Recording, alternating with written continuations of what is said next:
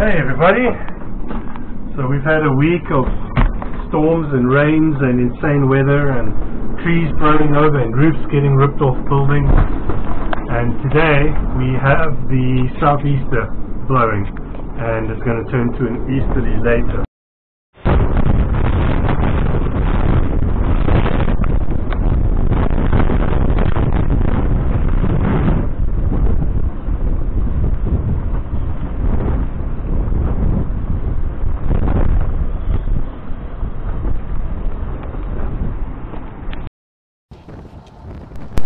After dealing with this really hectic winds for a little while, I opted to go home and not really get much done.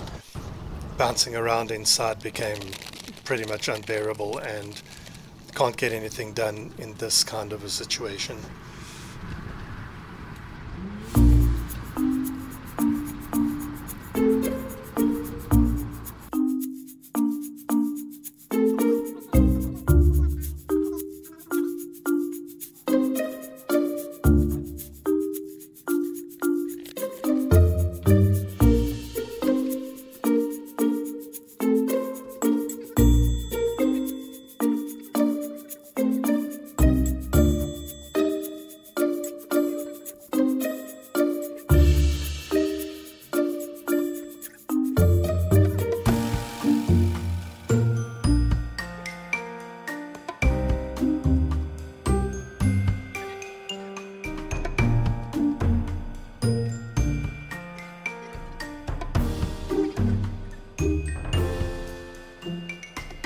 Right, so I need some direction, and now that we've got things a little bit settled down and I can kind of plan my life a little bit, we've created a new board, but just 10 items, and these are the items that are sort of the most important things that need to happen right now. I have to complete the aft tow rail repair work, and that's because of water ingress issues. Sanding and top coating of the forward deck doesn't have to happen right now. Stanchions don't have to happen right now. The repair the coach roof leak definitely needs to happen as soon as possible, as well as installing the new hatch over here. Ugh. And then that's the leak area that I need to repair right in the corner.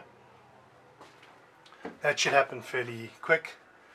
Then the portals. Now, I can always make a temporary plan to get me through winter and through the rainy season, but as soon as these arrive, if I've done enough and I've fixed that area, I can actually start installing these. We do need to reconnect the raw water to the engine. I do have all of that stuff sorted out, and I need to flush the engine. So these are important things that need to happen. The engine works specifically because I don't want everything to rust up. So on today's cards, I haven't picked a particular thing, and I think it will be to flush the raw water. But in order to do that, I need to get a hose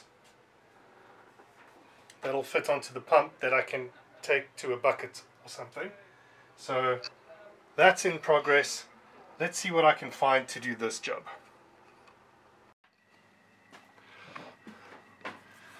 Look what's arrived from Amazon. So let's put this with the rest. So these are the replacement windows, portals for these three that sadly melted in the fire. Donated kindly to us by Vanessa and Philip Correa. Thank you so much. I think I've already checked one, and they are identical. So this is great. This means that I can use the other ones I had and actually do this job hopefully before the rains come. And then I'll have replacements for these, although that'll be later in the year. I don't see myself replacing these till much later. Today, however, we're still going to do the freshwater flush. I did find some tubing. So the idea is that this will go straight onto the water pump.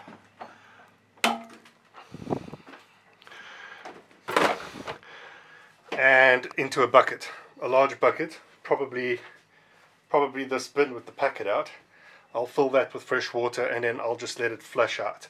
Later then I will add a tea into the system, probably by the raw water strainer, so that I can turn it on and off if I ever just want to flush it out with fresh water, which I think is a good idea long term. Cool. Now I have a meeting and then let's get started on that project. Alright, so let me show you guys what the plan is. This is a bucket of water, fresh water. This is a hose going around into the pump and the impeller, and my hope is that I can flush the engine out nicely with this. I think later on, once I've connected the new cooler and I've got the raw water system hooked up correctly, I'll put a T over there so that I can always put fresh water through the engine after use. So now the trick is to run the engine, start it up, which I'll do shortly, but let's see how much gunk actually comes out, because it's been, well, since about 2 or 3 days before the fire, so it's been about 2 months now. I don't like to leave things this long. So let me set up a camera outside and let's see what it looks like when we start the engine.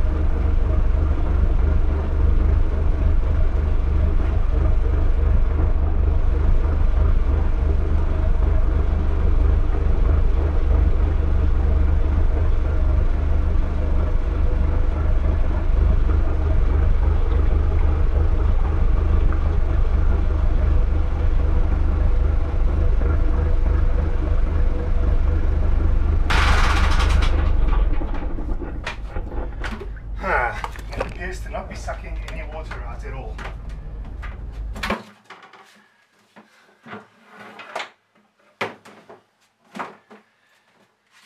Which is no good.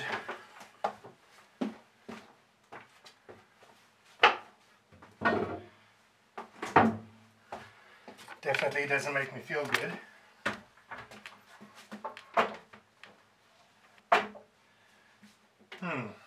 Now I need to check the impeller, because it's not doing what I think it should do.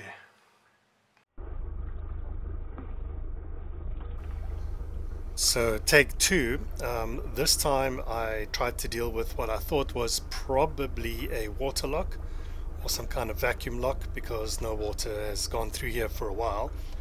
So I filled up the hose, filled up the bucket again, tried to push it through the system. I could hear the water flowing inside the engine. So I think it is kind of working, but it definitely doesn't have the flow that I would be used to. Normally it's pretty good.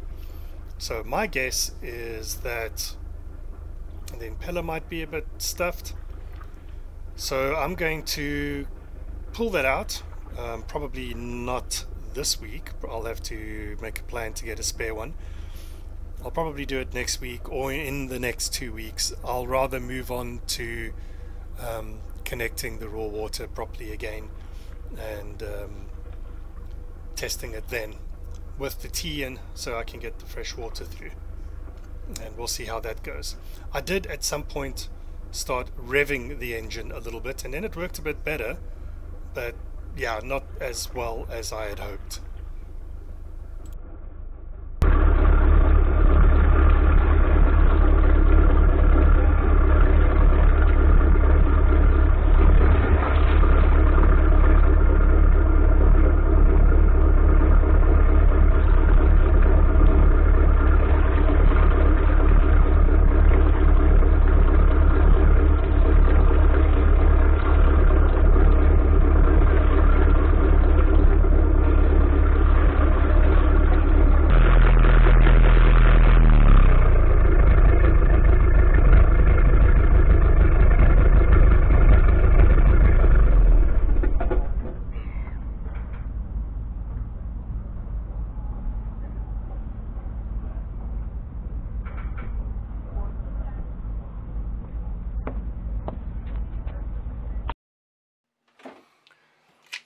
Alright, whilst I'm dealing with this freshwater problem, I actually think instead of the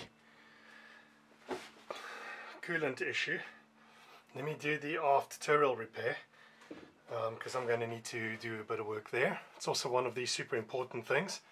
I need to go and get some pipes to carry on this job, which is reconnect the raw water to engine. I need to get a reducer because I'm constantly jumping between imperial and metric. So let me go do that quickly and start some of that turrel repair work. So for those of you who haven't seen this before, this is the last little bit of turrel repair that I have to do on the aft port side of the boat. Those of you who've been watching for a while, you've probably seen quite a bit of this. And the way to deal with this, and there's weird screws and things through all of this, I've tried every which way. This is definitely the way that gives me the best result. I come through with a skill saw and I cut grooves into this between the chain plates and in areas where the skill saw can fit, and then I just hammer and knock off the little pieces, and then as I progress I will eventually come along past all of this with a planer. The planer will then flatten it all out so that I get consistency between the deck and the edge of the turrel that is remaining. Then I glass that over. Well, first I fill in with some thickened epoxy any divots or holes or areas that have big gouges in it. Then I will glass it over and then I fair it to match the deck. Then the whole thing gets sanded and faired probably however many times it needs, then primed multiple times and then final painted. This is what I've done pretty much all the way along the turrel on the starboard side, which is basically done. The reason I'm doing this is because the turrel has lots of rotten areas, and between the turrel and the deck water was seeping in and getting into places, which isn't very good. So we've chosen to do it this way, and it's been working really well, and everywhere where we have done it, it has solved the problem. So I just need to continue with this before the rainy season.